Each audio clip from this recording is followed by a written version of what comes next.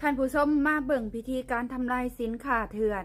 ก่อนอื่นต้องเข้าใจก่อนเนาะว่าสินค้าเถื่อนและก็สินค้าปลอมมันคนละประเด็นกันกรณีนี้เพิ่นว่าสินค้าที่บ่ติดสลากเป็นภาษาลาวเพราะว่ากฎหมายลาวกำหนดใหม่แล้วเนาะว่าสินค้าที่จะเข้ามาขายในประเทศลาวต้องมีสลากเป็นภาษาลาวนะต้องมีตัวหนังสือลาวว่าซั่นซะแต่ว่าในกรณีนี้อาจจะเอานำเข้ามาแบบว่าตัวที่เขาเจ้าบ่ได้ผลิตส่งออกว่าง่ายๆคือประกันซื้อแล้วก็ลักเอาเขามาขายพอเจ้าหน้าที่จับได้ไล่ทันเขาก็เอาไปเผาทำลายถิ่มอันนี้เอิ้นว่าสินค้าเถื่อนแต่มันคนละอันกันกับสินค้าปลอม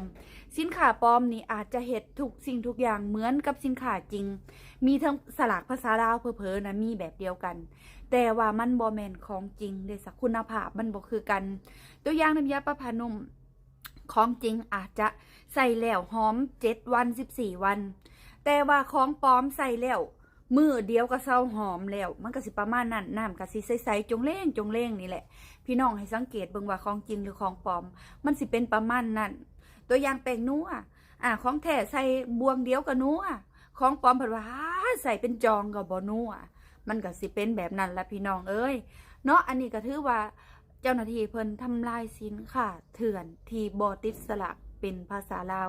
เหตุการณ์ที่เกิดขึ้นอยู่แขวงหลวงพระบางเด้อทุกคน